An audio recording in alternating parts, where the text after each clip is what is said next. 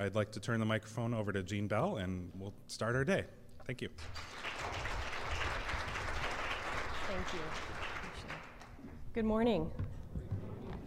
I am very, very pleased to be here. This is a topic near and dear to my heart, and I heard Dennis say that you were talking about a culture of philanthropy. And this is really an extension of that concept, which is what I would call an orientation towards sustainability. And I'm going to define that in a few minutes. But the connection that we're trying to make, the reason this is kind of the capstone is whatever resources you're raising, the job of a leader, whether you're an executive director or a board member or someone else on the team, from my perspective, is to deploy those resources as smartly as you can. And that is not an easy trick. Whether those resources are $8,000 or $10,000 for a budget or $10 million for a budget, I don't want you to think that what I'm about to share, despite some of the language or jargon, is any less relevant whether you're running an almost all volunteer organization or whether you're running a $25 million 100-year-old organization. My experience across that whole spectrum is that this orientation towards sustainability is challenging at every size. And it's particularly challenging in this operating environment, which, as we all know, the cliche now, the new norm, is probably not going back to the halcyon days of lots of unrestricted funding and lots of new grant opportunities just waiting at your door, right? This question of how we're going to sustain high-impact work is not going to get easier to answer. So that's what kind of the spirit of my comments are going to be about today. My biggest passion is that executive directors and other leaders in nonprofits take too long to make decisions because of a whole set of cultural forces in nonprofits that keep us in habits and in programs and in projects and relationships that aren't actually leading to exceptional impact and financial health. There's something or some things that you need to decide to get towards greater sustainability in your organization, and I want you to be thinking about those as we talk today and as you talk together. I also want to say that I'm an executive director of a nonprofit that's 40 years old. We provide capacity building to other nonprofits, leadership development and training and consulting. And last year, in around October, a book came out called Nonprofit Sustainability that I wrote. And just as that book was coming out, I realized that we were going to lose $225,000 last year.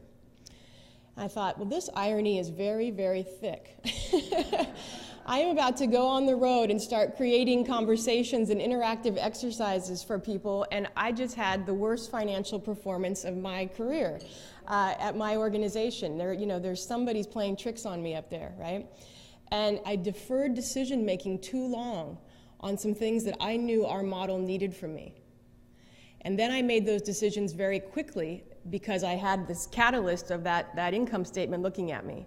And my lesson from that is exactly what I'm saying today, which is that sustainability is an orientation. It's an orientation towards decision-making, not planning. The things you know aren't working in your system, the people that need to move on, the projects that need to close down, the collaborations that need to get stronger, right? Those decisions that you are actually mulling over because you know what's going on in your system, we need to expedite that decision-making. Because deferred decision-making, from my perspective, is what keeps us chipping away. It creates deficits. It creates strategic unclarity, right? People in the system kind of know, well, why are we still doing that? Or is he really the right person for that work? It seems like he's not really doing it, right? All that stuff that we know is going on in our system actually has a direct result on our financial health and on our impact, right? And I think a lot of the habits in our culture, which say things like board set strategy and I'm just here to implement, or we can't make a big decision until the next strategic plan, that isn't how organizations actually run, right? So we have these habits that we need to kind of really examine in a climate that requires much more effective decision making in real time, in my view. So what do we mean by sustainability, okay? We thought a lot about this term. Lately, there's been a lot of noise in the sector, from my perspective, about social enterprise, about earned income. We got to get away from foundations. We're too dependent on this. We're too dependent on that. The key to sustainability is this. You've got to have that.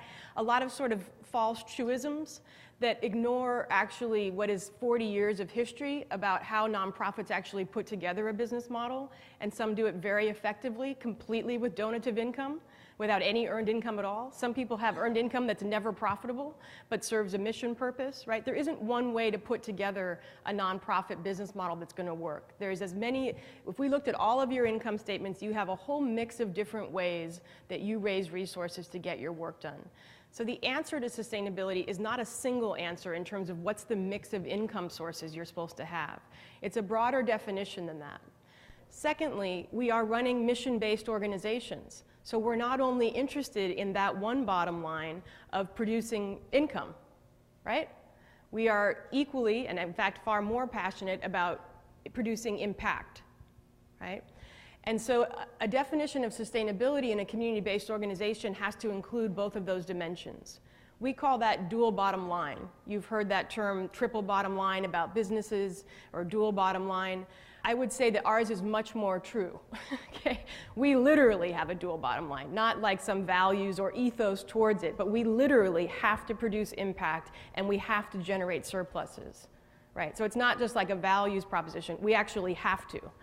So we have two bottom lines operating all the time. Right? We have to provide good services and we can't run a deficit every year. Right? So every decision that we make of any substance has to yield something in the direction of impact and can't be bringing the organization down financially. Every decision has a dual bottom line, right? And so this definition says it has two parts.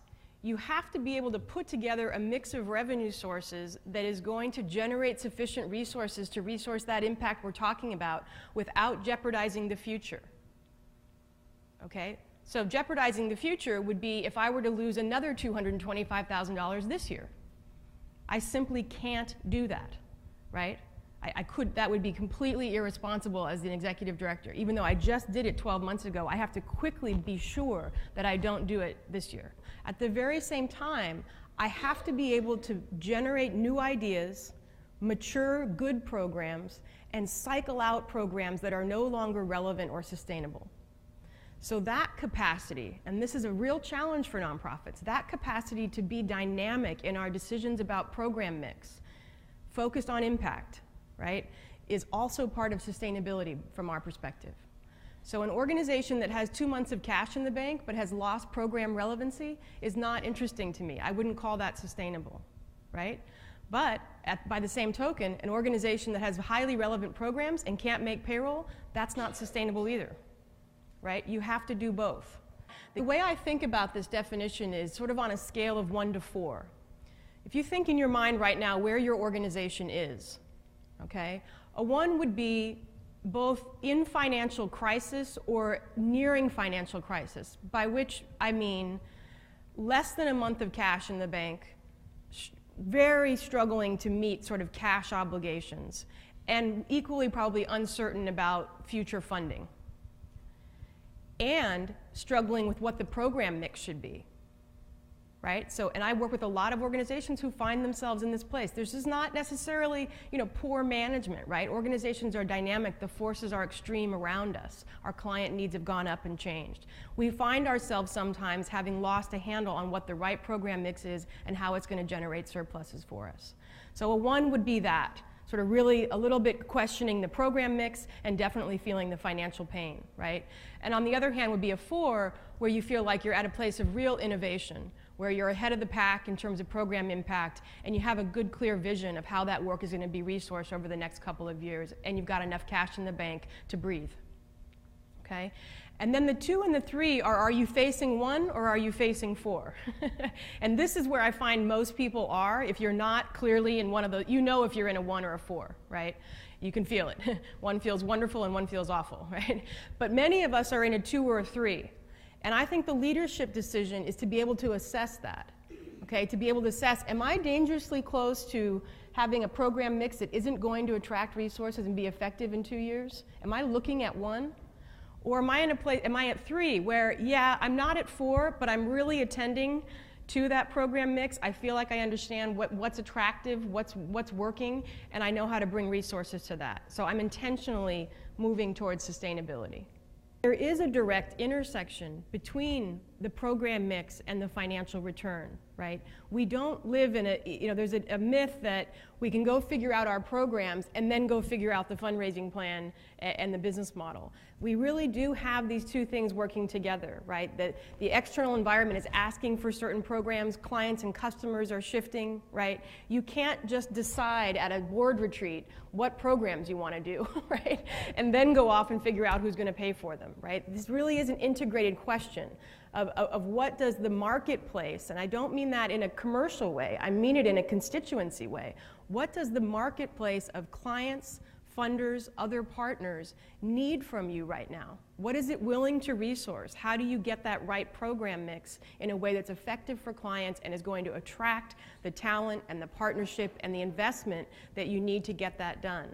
I'll say many times, if you let me, mission is not a sufficient screen for answering that question anymore. Right? This is the problem with traditional strategic planning. Mission is, my mission is to increase the impact of fellow nonprofits, organizations, and networks. I could do that in about 3,000 different ways, right? So that does not help me from a business model perspective. It's interesting and it's grounding, but it has nothing to do with my business model. I could do that through online learning. I could do it through individual coaching. I could do it through publishing. I could do it through consulting. I could do it through, collaborations. And I have to make a set of decisions as an executive director every day about what mix does my constituency want from us that we have the talent and the resources to provide. Mission does not answer that question for you, right? Mission will tell you what you won't do, but inside my mission, I have a million business model choices, okay? And so when you organize a strategy formation process around mission, in my view, you're starting off with a way too wide a canvas, okay? Our job as leaders is to understand what the operating environment, what is it requiring of us right now? What's going to happen a year from now with our key funding streams? What other partners and actors in our market space are influencing where clients move, what kind of work gets funded, right? That's not about mission, right? That's actually about what's going on right now relative to the strategies you're trying to work, okay? David LaPiana, who's a well-known strategy consultant to nonprofits, wrote a book a couple of years ago that some of you may have seen. It's here on the slide, called The Nonprofit Strategy Revolution. He was one of the guys out early on really questioning our history of strategic planning in this sector. What David says is that strategy is not planning. Okay, these are two different words. Planning is a wonderful thing to do, but it is not in and of itself a strategy. Okay, so what I would really encourage you to do when you're thinking about how am I stewarding these resources? My job is to put together the absolute best possible mix of program activities that will deliver exceptional impact and generate modest surpluses for this organization over time. What strategies am I going to employ organizationally that accomplish that? So you need to figure out the organizational strategies, okay? So organizational strategy, David said, is about who and what the organization is in the larger world. It's about those essential core competencies, that essential mix of activities that distinguishes your work from anyone else's. Okay? And the bottom definition is the one that I use all the time in my own thinking. When I read that, it really opened up for me the difference between most planning processes and what a strategy really is. Okay? And a strategy, he wrote, is a coordinated set of actions aimed at creating and sustaining a competitive advantage in carrying out the nonprofit mission. Okay, so mission is not the answer, it's the frame, right? It doesn't tell you what to do. It tells you sort of why you want to do it, what you're shooting for, right? But it's the coordinated set of actions, the way the organization decides to put its activities together that make it special, that attract resources, that generates impact. That's the strategy part, not the mission. The mission is already there, right? The question is how? What set of organizational behaviors are going to distinguish you from anyone else and create that impact and that financial health? Okay? A lot of times when we stay in a fundraising perspective, it can be a passive perspective. How much money do they typically give? Oh, good, I'll ask them for $10,000. How do they describe what matters about homelessness? Good, I'll ask them about that. Right? We get in this very reactive kind of a framework that actually doesn't lead to this kind of thinking, right? This is a very internal, proactive sense of my read on the constituency and the marketplace is that they need this from us. right? And we're going to behave in this way. We're going to emphasize these kinds of outcomes, and we're going to go after resources that get that story. I understand we all have to respond to the funding streams for sure, but if we're not clear on what that coordinated set of actions is that gives us that competitive advantage in achieving mission, we're going to be way too passive and sort of whimsical in how we respond to funding opportunities. If you want to do team building, which I absolutely encourage, a strong team is essential to effective execution of strategy, please call it team building, not strategic planning. If you want to do a capacity building assessment, because capacity is essential to executing strategy, please do a capacity building assessment, but don't call it strategic planning, right? Because those things aren't strategy. They're essential, but they're means to an end, right? So we don't want to create processes and name them strategy and not ever get to that piercing clarity. The other problem with traditional strategic plans, in addition to the fact that they rarely really are honest about how we're going to finance those strategies, the second problem is they don't say much about execution. And so we sort of put them back on the shelf and go back to doing the work the way we've always done it, right? And that's a problem, because what we're really looking for when we're trying to take a step forward in excellence is stronger execution. So I think the new model of thinking about this is that it's actually execution, not planning, that leads to this clarity. And the other problem with traditional strategic plans, in addition to the fact that they rarely really are honest about how we're going to finance those strategies, the second problem is they don't say much about execution. And so we sort of put them back on the shelf and go back to doing the work the way we've always done it. It's doing the work that suggests how we should refine it. And so the jargon right now is a learning organization. Have you heard that term, a learning organization? So a learning organization is different than a planning organization. The old model, the old assumption in nonprofits is that every 3 years or 5 years or 10 years, we go into a deep 6, 9, 10-month planning process led by our board of directors, and then the staff implements that plan until it sunsets. And instead, I think we're looking for a very different orientation. Okay? An orientation that actually focuses on that bottom circle, which is ongoing decision making, which you're doing every day based on who quits, what grant opportunities, what rent increase, what, it's not in the strategic plan. You can't predict any of this stuff, right? It's the decisions you make every day that lead to execution and that need to lead to that learning. It's about the rigorous accumulation of evidence. Okay, not for an external evaluator, not with the PhD, you being a student of your model, your staff looking at what works, your staff looking at financial statements, your staff meetings talking about program outcomes, right? However you collect them. You can collect them on note cards for all I care. It's the rigorous accumulation and discussion of what's working. And then that refinement. Certainly I have clients that are in fields that are absolutely going through sea changes. Okay, if you're in healthcare right now, you have no idea what the next 2 years are going to look like. So really dumb time to do a strategic plan, right? You can't predict 3 years from now what healthcare reform is going to do to some of these community health centers, okay? So right now, what you would do is not a strategic plan where we start with mission, vision, values, right? That's not what the question is. The question is, what is going on with healthcare reform and how are we positioned relative to what seems to be the direction that's going in? So I would call that a periodic planning, where we've got such a big question and we really don't know the answer to it, that we need to do a little 2 or 3, 4 month kind of study. We need to be listening, we need to interview stakeholders, we need to get in dialogue with other folks and bring some information into the system that isn't there now. Okay, so that's more of an inquiry-based planning. What is going on that is so different or so big that we need to study it and bring that learning back into the model. Okay? So again, this framework I think is very important for maintaining sustainability, because 3 and 5 year plans that try to predict the next 3 to 5 years really don't match up against the business environment that you're working in, the kinds of major decisions you need to make really month to month, right? And again, mission is important, but it won't be a sufficient screen for those decisions. You'll have to be really thinking all the time about impact and financial return. So we want to really emphasize when we get to this strategic clarity, how are we going to learn and refine strategy on an ongoing basis, right? And that's primarily done at the staff level, not the board level, right? It's the staff that are executing and learning. The board can be a great sort of sounding board and ask good questions, but it's really the staff that are students of the work. I'm going to now shift us to this notion of a business model. And again, I don't want to lose folks who are saying that's not how we talk in our organization. You don't have to talk like this. We're having a conversation today just to sort of stimulate what's going on in your organization in terms of how funds are deployed and what kind of impact you're getting. So I'm about to put up a very generic definition of the term business model. So go ahead and read that. Again, not the psychology or the language, but many of our business models, one of the customers is the beneficiary, and they are not going to pay.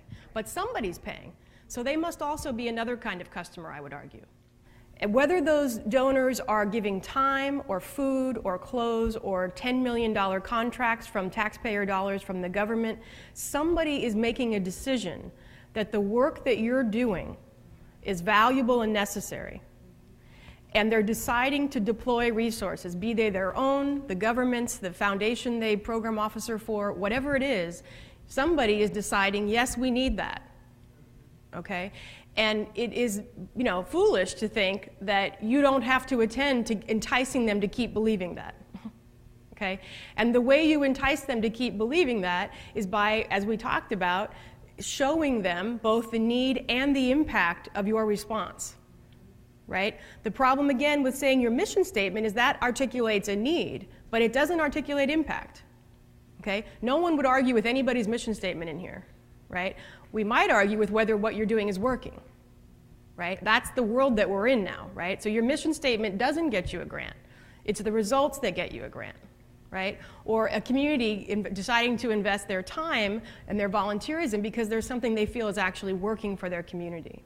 We have what many have called a muted market in nonprofits. We have our constituency base, and then we have another customer base who's paying on their behalf in many cases. And we have to get very clear, in my view. This is not new thinking, it's just that it's become so urgent in this operating environment. If you want to create effective strategies, they have to be, in my view, call out those two customers very explicitly and understand what they want from you. And what the relationship is. Your job is to create a meaningful intersection between what that marketplace will pay for and what that client base needs. Right? That's not easy in this time, right, of reduced resources and so much change going on in our various disciplines. So that is where the strategy lives, in that intersection. Right? What programming will work that I can find a market for? The truth is, there are things that your community needs that you can't finance right now. If we could finance everything, this would be the easiest job in the world, right? The fact of the matter is, you're going to have to make these decisions about which of these programs are really fundable right now. And you're going to have to make that decision on a rolling basis, because that answer is probably going to be different 5 years from now and 10 years from now, right?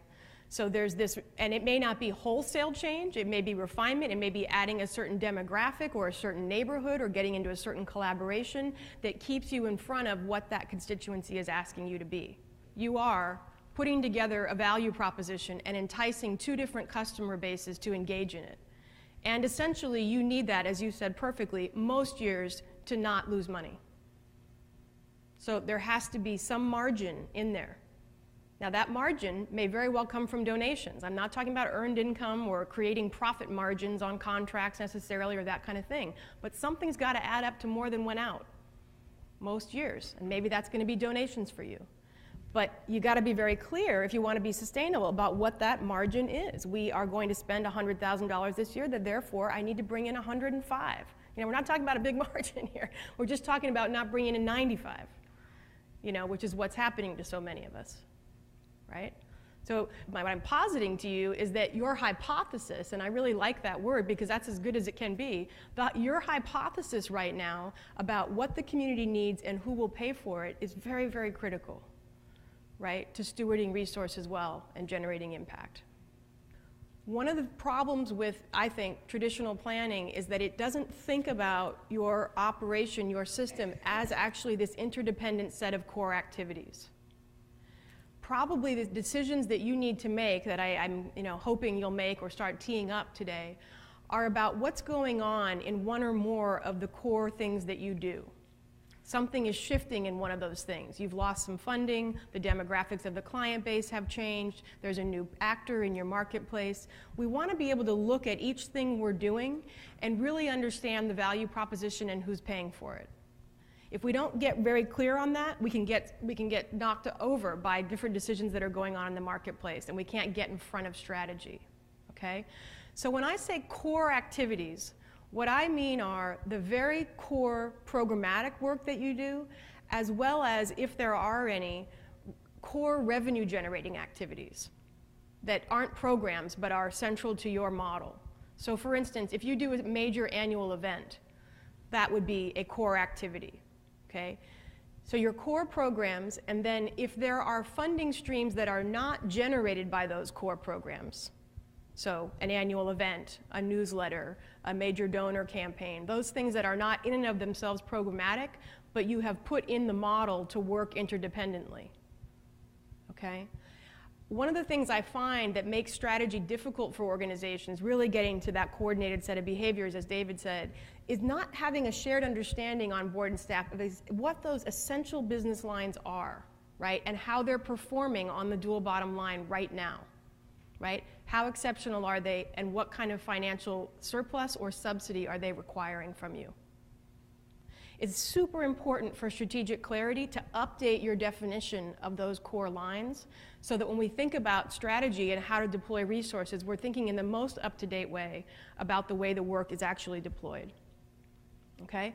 So again, I don't have any revenue generating categories that aren't programmatic anymore. Okay, I would have used, out of the 4 million, it used to be that 750,000 came from unrestricted grants. So I would have put grant writing, unrestricted grant writing, as an actual business line, a revenue generating line. But now all of my foundation money, which has actually grown in total dollars, but it's all restricted now. So it's actually in the program lines. That money is in leadership development. So my model has shifted to add a new program and lose an unrestricted funding stream. Okay? So what I'd like you to do is write down right now, just shorthand on your page, what your core lines are, your core program lines, and if you have money generated not by those programs, so not restricted grants and contracts and fees, but actually separate fundraising kinds of enterprises, then you would write that down as well. Okay? Don't confuse them with grants and contracts. I'm talking about the core program. It might have 10 funders, right? The core businesses that you're in. What I'm asking you to notice about what you wrote down is a couple of things. One, is it the same list you would have written down 3 years ago? Is there anything in that that's dynamic that would suggest to you there's a strategic shift afoot here, right? There's something I need to think about the way programming is grouped or named given what's going on in the milieu, right? So is there something dynamic in our model or something that needs attention? Is there something that needs updating? Okay? And then I also want you to be thinking about what is the financial performance of these things. It's not a question of budget size. It's an orientation towards impact and figuring out how to engage resources in that impact, be they volunteer, be they goods in kind, be they millions of dollars. What am I doing to link strong responsive impact with resource? Okay? You have users and payers. And some of you have programs that the user is the payer. Some of you have programs where the users never pay. Sometimes some of you have programs where the users pay something, but it doesn't cover cost, right? The nonprofit business models really vary, even within each program line. You could sometimes even argue that we're running multiple businesses. All of us have some variety, if we have more than one program line, in sort of how that work is resourced and what we have to be clear about in terms of both what the user wants and what the payer wants if they're not the same thing. Okay? So when you look at your list now and as you go into strategy formation, you really want to be able to answer for each of those activities you wrote down in a most current way. And I heard some of you talking about shifts in your client base. Oh, a number of you talked about that. So the customer today may not be the same customer as even 2 or 3 years ago, given the recession, right? So who is that customer in each core activity, both user and payer, if they're not one and the same? And what are they really expecting from you? If everybody who's working in the system, be they volunteers, board members, it, again, doesn't matter what they're paid, if people aren't working from a shared clarity about this, you're going to have weaker strategy and also weaker decision making in real time, right? People are not going to make the most optimal decisions if they're not sharing a sense of what's really going on in each of these activities and what the strategic imperatives are about how we act in each of those activities. What we're also really asking is, Why, at the fundamental level, why do people pay you to do this? Why? Why is the government contracting with you? And given its sea change in available resources, why would it continue to contract with you? Why are community members donating time and coming to your events, right? So here's how we represent this dual bottom line thinking, okay? We basically acknowledge that in many, many community nonprofits, if not everyone in this room, we are going to subsidize some programs that don't cover their costs. That is the model. Okay, so this is not about trying to get to, of course, something where every program has an adequate margin. Okay, that's not the operating environment that we're in. What we're actually saying is not that every single activity needs to generate a surplus, but that the mix of activities that you put together needs to generate a surplus, right? So that means you are perfectly entitled to keep what we would call heart activities on this matrix. This matrix is showing you horizontally where would that activity plot in terms of surplus or deficit, and vertically where would it plot in terms of impact and relevance. Okay? And I'm going to show you some examples in a minute. I'm just showing you the overall framework right now.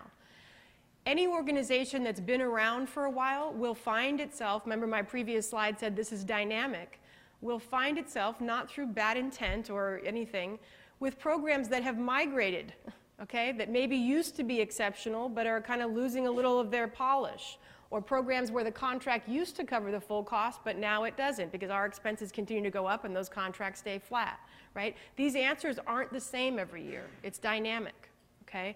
So this helps us kind of plot today how are programs landing in these four quadrants, okay? To what extent is a given of your list of each of those would you say is that activity currently high impact and generating some surplus, high impact and requiring subsidy from special events and individual donors, lower impact but highly profitable, like a special event, it's not core to your mission but could generate profit, right?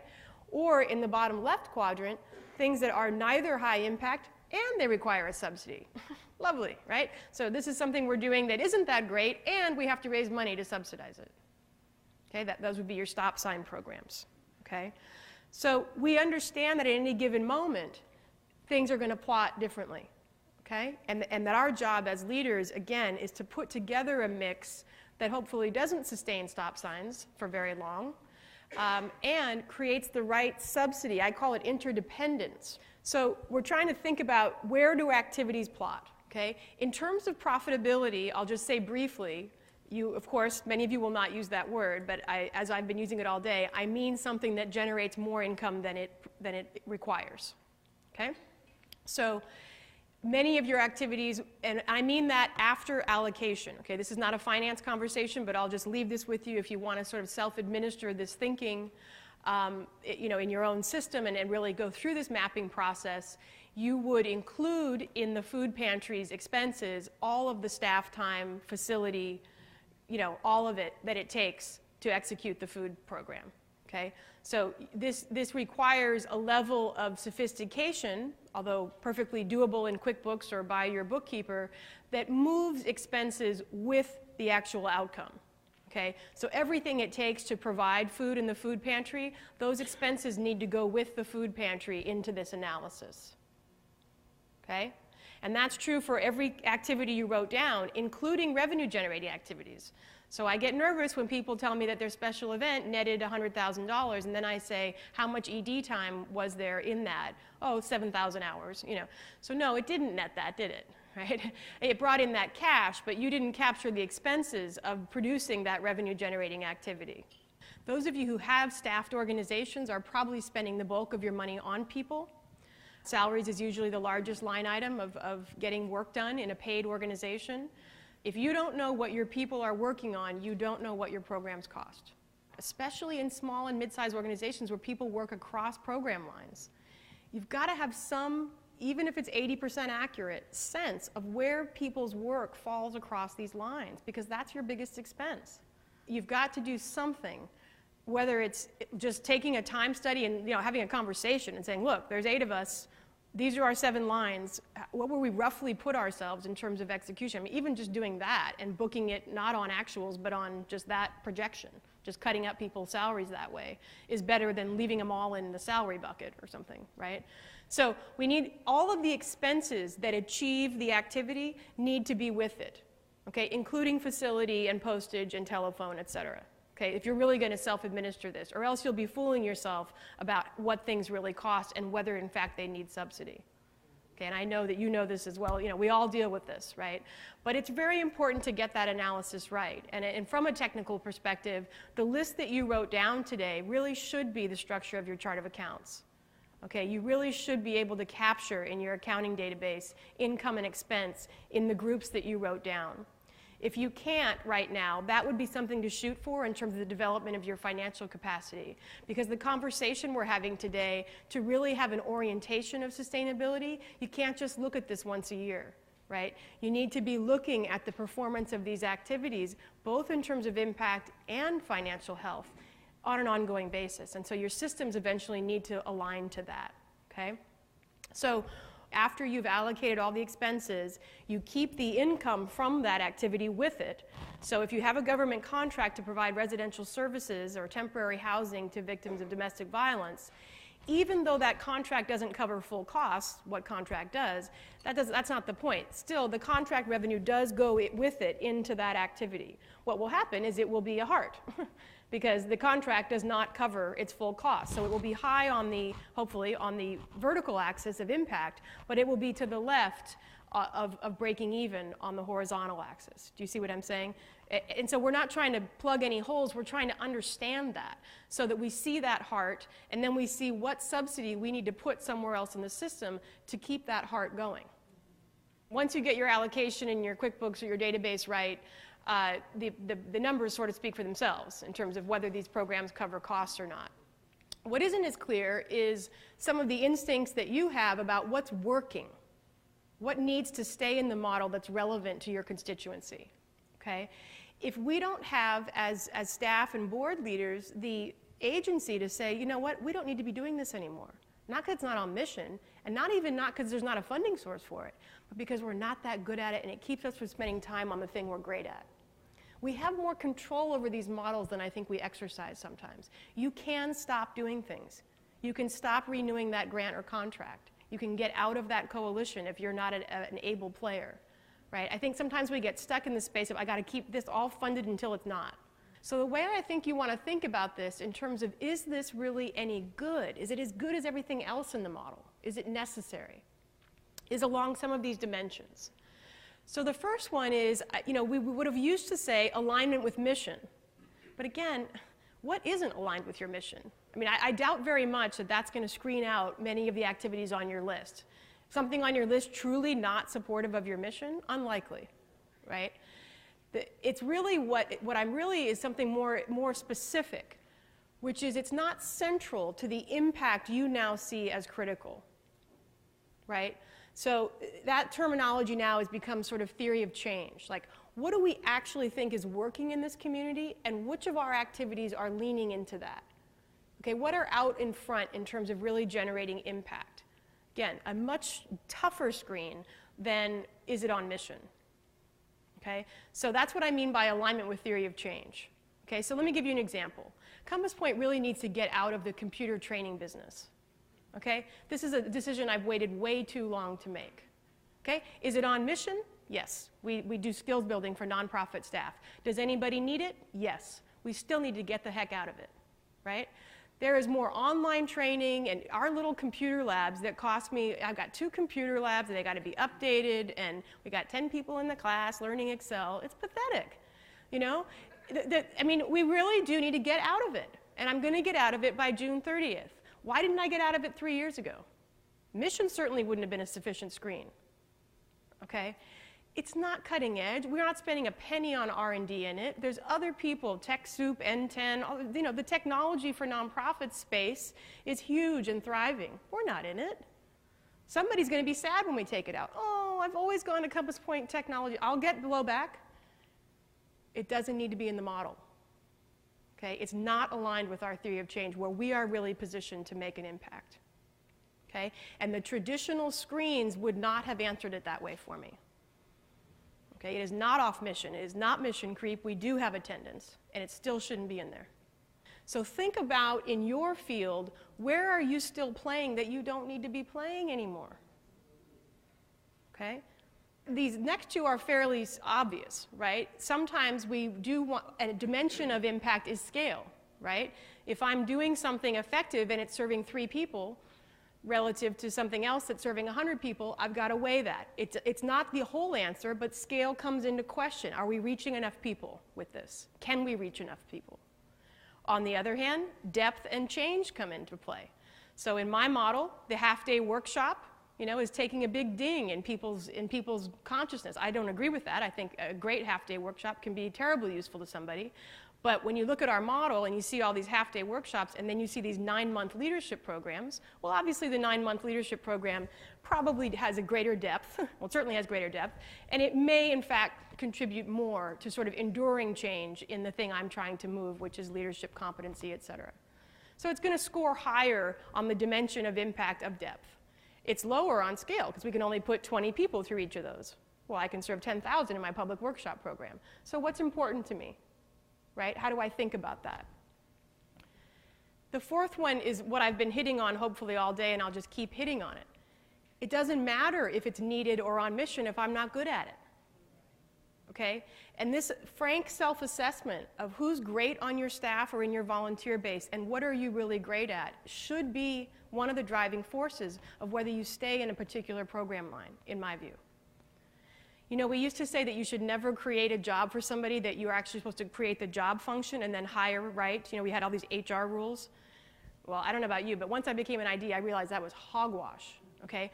My job is to keep the 8 best people at CompassPoint as long as I can possibly keep them, and I will make a new job for them every year so that they'll stay there. And their evolution is CompassPoint's evolution, okay? We just write the job description based on what they're doing today. It was completely blank backwards the way we had it before, And that gets to this. Those 8 people are now what we're excellent in. And that's what's going to happen. It's human beings that are doing your work, right? What you are really getting good at, where you're doing really well, has everything to do with who has stayed with you in your system and what they're doing really well. I don't have anybody on my staff who's a cutting-edge technology trainer. Gee, I bet you that's why we haven't spent a penny on R&D in technology and why I need to get out of classes. Something else could have happened. Remember, it is on mission. Had I had some great technology person on staff, I'd probably be telling you a different story. Right? That's the human beings went another way. They went into leadership. And that's where we're going to be. Okay? Another thing is this question of filling an important gap. Okay, now this is a slippery slope for nonprofits though, because frankly we all think we're filling an important gap, okay? But if you take a hard look at your service mix and you see that literally nobody else is serving the constituency you're serving in the way you're serving it, that's part A, and B, that is an important gap, okay, that it's desperately needed, well then that's going to come into play as you think about what to do with that activity, especially if it's losing money and requiring subsidy. And you may be thinking, I don't want to sustain this, and somebody's going to say to you, if you pull out of this, we'll have nothing for girls in this neighborhood after school. Okay? So again, a lot of people think that, so you got to check that out. That may have been true 5 years ago and now there would be something, or maybe you can collaborate in a different way with the local school district or what have you. But that brings up those questions. If something's not sustainable for you, but it really is filling an important gap, then you have a responsibility to think about the strategy of somehow achieving that impact, but in a different way, perhaps, right? Or if it really is an important gap, then you have a story to tell the funders, and you need to re-energize their commitment to that, the fact that you're the only one filling that gap, okay? Another one that comes up for a lot of people is leverage. So whether or not the activity is cutting edge, what they will say is, but if we don't do this, we'll never get the clients into that. So yeah, our drop-in center isn't particularly, miraculous, but it is the way we get people, and some of those people then get into long-term therapy, which is enduring change. And we wouldn't be able to just get them in there without that. Okay? Again, slippery slope though. That doesn't mean you shouldn't do more to think about the effectiveness of the drop-in center, but a lot of times our programs are programmatically leveraging each other. If I don't get the parents in here, I'll never get the kids in here, or vice versa, right? So getting really clear on what leverage is going on programmatically is critical to good strategy refinement, right? Because we could accidentally pull something out and go, oh, now we're not getting any parents. Yeah, you know, maybe the parent groups weren't that successful, but they were our access to the families, right? So how do we make sense of that and update our thinking about that leverage, okay? There's also sometimes a financial leverage. So someone, an ED will say to me, I can't cut that because that funder is so attached to that, we'll never get another penny from them if I cut that, right? Or our major donor on our board loves that program, and if I cut that, they'll be upset, right? I see a lot of heads nodding. So there's this financial assumption that doesn't get made explicit, that needs to get explicit, that if we get out of this or change the way we're in it, we're risking relationships with current donors and funders, okay? If that's the case, we've got to make that very, very explicit, right? And then I think the strategic question is, well, is there a way to move them to a new vision, right? Is there a way, instead of just saying, oh, I know they'll be mad, I know they'll be mad, is there a new case that's more aligned to your emerging theory of change than the old way of doing things? And then lastly, some people will say, I've got to stay in that because it has this sort of community building element. Yeah, it doesn't make any money. Yeah, it doesn't create enduring change. But we're kind of known for it. And it has this thing that it does that's bigger than the sum of its parts.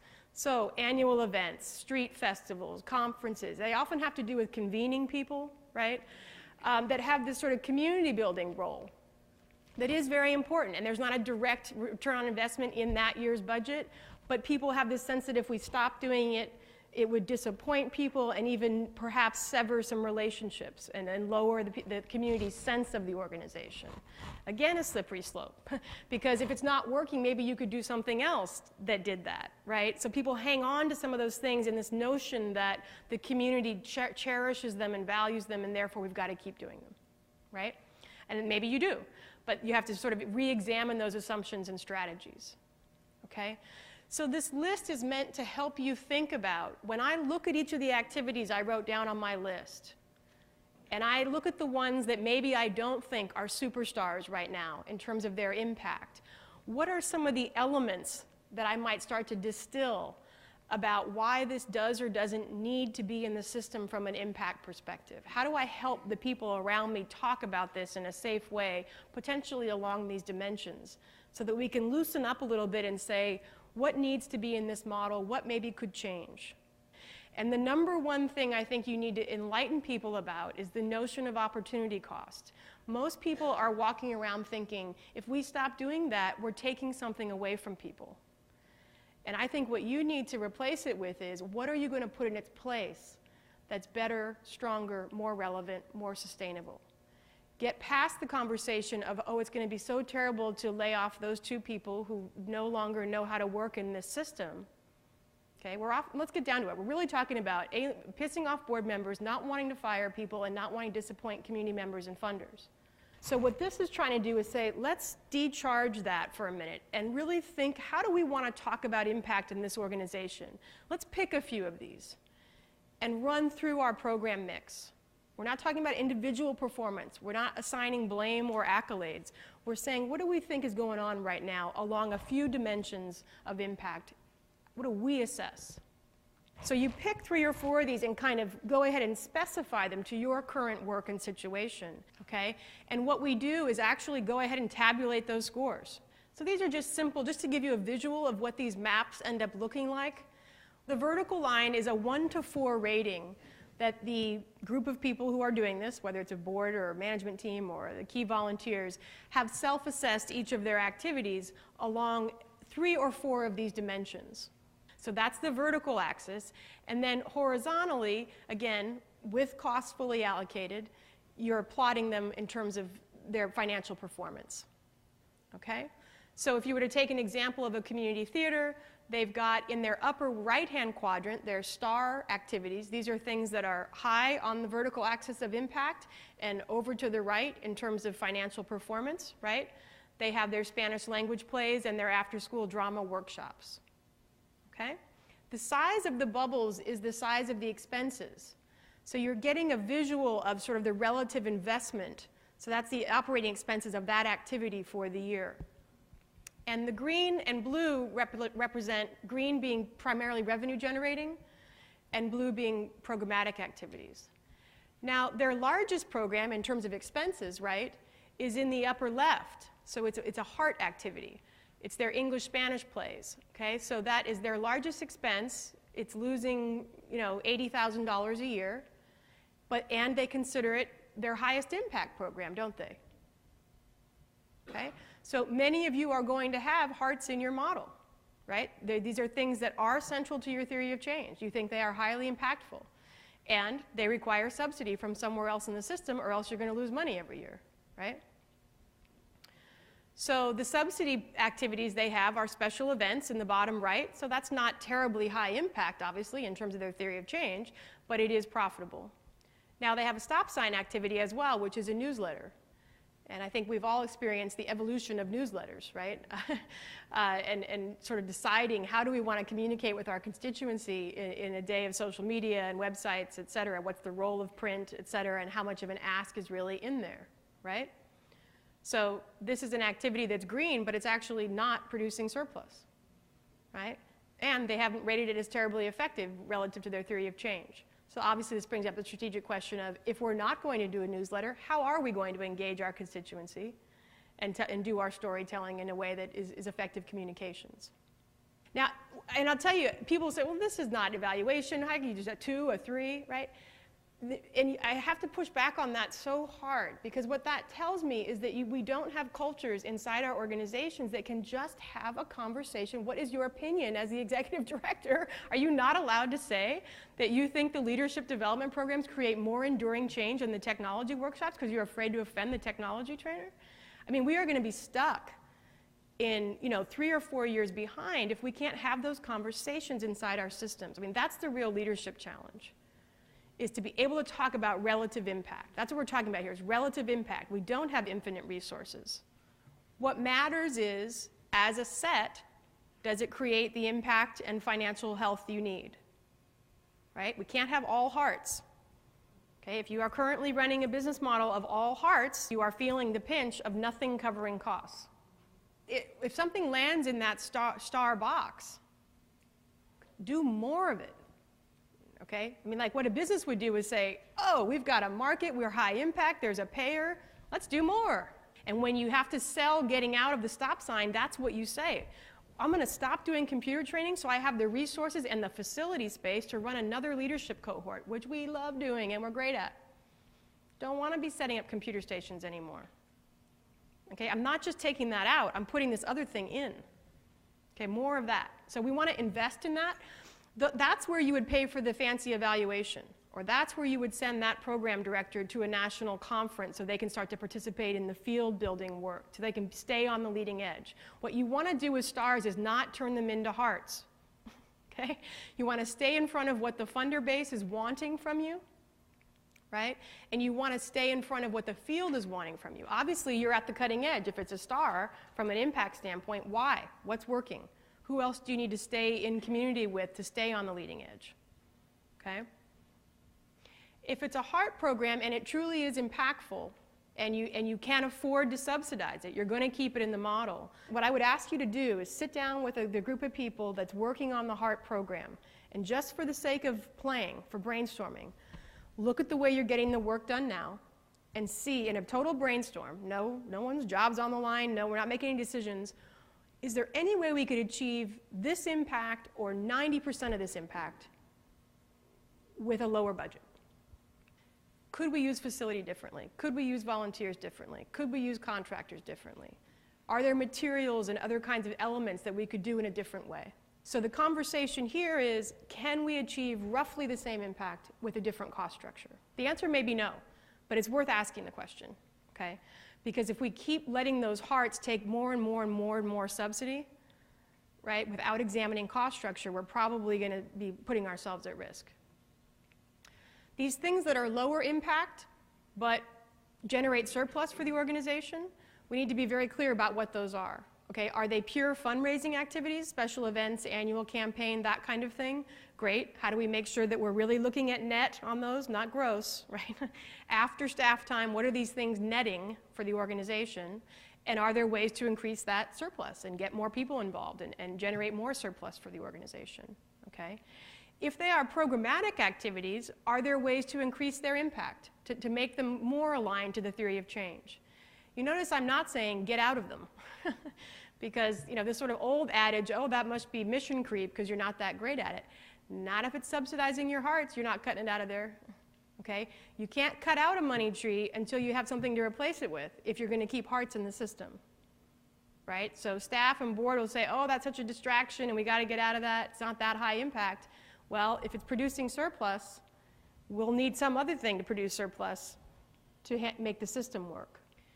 And then finally, if something is landing in the bottom left, where after you look at those impact criteria and you look at that financial data and you realize we are subsidizing something that isn't even that great. So we are using our precious unrestricted dollars from our donors and our fees and deploying them on an activity that isn't even that central to our theory of change. Right? Those are the activities that we want to gracefully exit from. So I know if I stop and think, why am I still doing this? How do I then, in a very systematic way, go at each of those issues? I'm still committed to the community. All right, let me convene a focus group of community members and find out what they want from us. I'm still committed to this staff person. Let me talk with him about where he can add value, right? Now, not 2 years from now, right? So that we're not sustaining this, okay? So, sort of in closing on this, you want to look at where those things plot. And you can self-administer this. I'm looking at your faces, and I know that you know where most of your activities already land, right? We don't need to do our e-survey of all the staff and all that. You know. And then let's hone in on what decisions need to be made. Where do we need to invest? Where do we need to divest, right? And what are we going to do on the sides to make the system work?